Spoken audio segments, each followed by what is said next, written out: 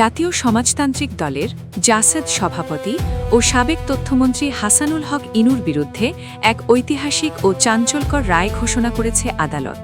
১৯৭১ সালের মহান মুক্তিযুদ্ধ এবং পরবর্তী সময়ে সংঘটিত মানবতাবিরোধী অপরাধ ও গণহত্যার দায়ে তাকে দোষী সাব্যস্ত করে মৃত্যুদণ্ডের আদেশ দেওয়া হয়েছে।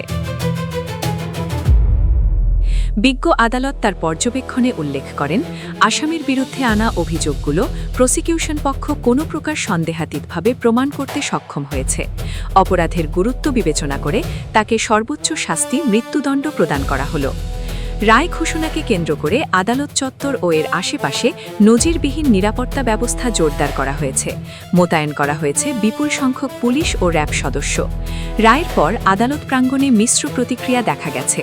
একদিকে ভুক্তভোগী পরিবার এবং প্রগতিশীল রাজনৈতিক দলগুলোর কর্মী সমর্থকদের উল্লাস ও সন্তোষ প্রকাশ করতে দেখা গেছে, অন্যদিকে হাসানুল হক ইনুর আইনজীবীরা এই রায়কে রাজনৈতিক উদ্দেশ্য প্রণোদিত বলে দাবি করেছেন। জাতীয় সমাজতান্ত্রিক দলের জাসদ সভাপতি ও সাবেক তথ্যমন্ত্রী হাসানুল হক ইনুর মৃত্যুদণ্ড হয়েছে বলে সামাজিক যোগাযোগ মাধ্যমে ছড়িয়ে পড়া তথ্যটি সম্পূর্ণ গুজব ও ভিত্তিহীন বলে প্রমাণিত হয়েছে। আসল সত্য হল, ২০২৪ সালের জুলাই আন্দোলনের সময় সংঘটিত সহিংসতা ও দমনপীড়নের একটি মামলায় আদালত তাকে ১০ বছরের সশ্রম কারাদণ্ড এবং ২ লাখ টাকা জরিমানা করেছেন। আজ ঢাকার একটি বিশেষ আদালত জনাকীর্ণ কক্ষে এই চাঞ্চল্যকর রায় ঘোষণা করেন। আদালত সূত্র নিশ্চিত করেছে যে মানবতাবিরোধী অপরাধ বা মৃত্যুদণ্ডের কোনো ঘটনা ঘটেনি। ২০২৪ সালের জুলাই আগস্টের ছাত্র জনতার আন্দোলনের সময় উস্কানি, নির্দেশদাতা এবং দমনপীড়নের সহযোগিতার অভিযোগে দায়ের করা মামলায় এই সাজা দেওয়া হয়েছে।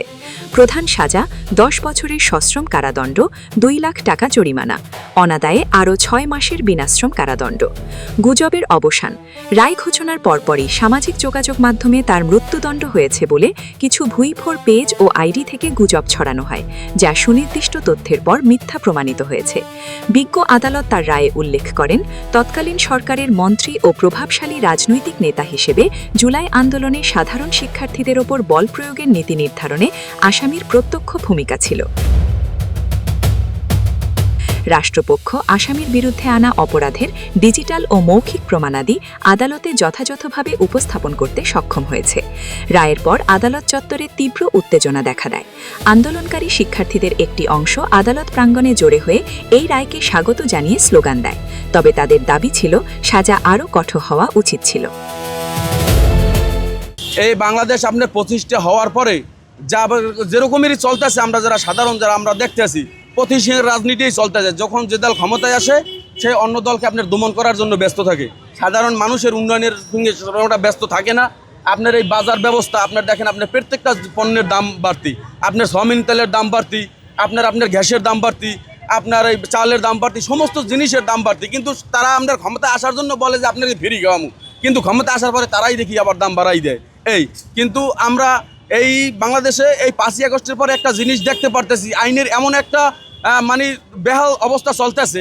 একটা মানুষ হাজার অন্যায় করবে, হাজার অপরাধ করবে, সে জীবিত থাকলে তার বিচার হবে, না তার কতটুকু তার অন্যায়, কতটুকু অন্যায় করছে সেই ইতে আপনার আইন তার ব্যবস্থা নিয়ে তার পানিশমেন্ট বা তার বিচার করবে।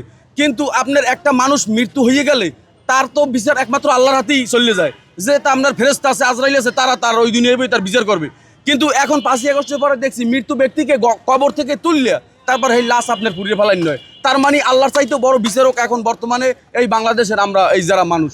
নাইলে কেন একটা মানুষ মৃত্যুর পরে আপনার তার বিচার তো একমাত্র আল্লাহর হাতেই চলে গেছে। ফেরেশতারা করবে, আপনার যাই আজরাইল আছে তারা করবে, যেরকমের আল্লাহর ইতে করবে, যাতে আমরা মুসলিম যারা আমরা আল্লাহকে বিশ্বাস করি। কিন্তু মৃত্যু ব্যক্তিকে উঠাইয়ে তারপর পড়তে হইবে কেন? সে যাতে হাজার খারাপ থাকুক, আমার কথা স্পষ্ট ক্লিয়ার, সে হাজার অন্যায় করছে, হাজার অপরাধী, সে জীবিত আছে, তার আমরা বিচার করবো। কিন্তু একটা মৃত্যু ব্যক্তির তো বিচার করবে আল্লাহ, কিন্তু মৃত্যু ব্যক্তিরা উড়াইয়ে তারা আমার কিসের জন্য পড়া লাগবে? তাহলে আমাদের দেশের আইন ব্যবস্থা, আমাদের বিচার ব্যবস্থা কোন পজিশনে? আমাদের দেশে আসলে আইন ব্যবস্থা একদম আপনার যে নর্মাল, এই যে আপনার যে কাজটা করছে, এটা তো আমার মতন সাধারণ মানুষদেরই তো আমরা খাল কাটা শুরু করি নেই। এটাতে সরকার যখন দেশে যে কোনো একটা প্রতিষ্ঠান, যে কোনো একটা কোম্পানি বা যে কোনো একটা ঠিকাদারি এই কাজটা করতে গেছে, তাহলে তার মূল্যবোধটা তার তো ওখানে দায়বদ্ধতা সে, যেহেতু কাজটা সে করছে দায়বদ্ধতা তো সে।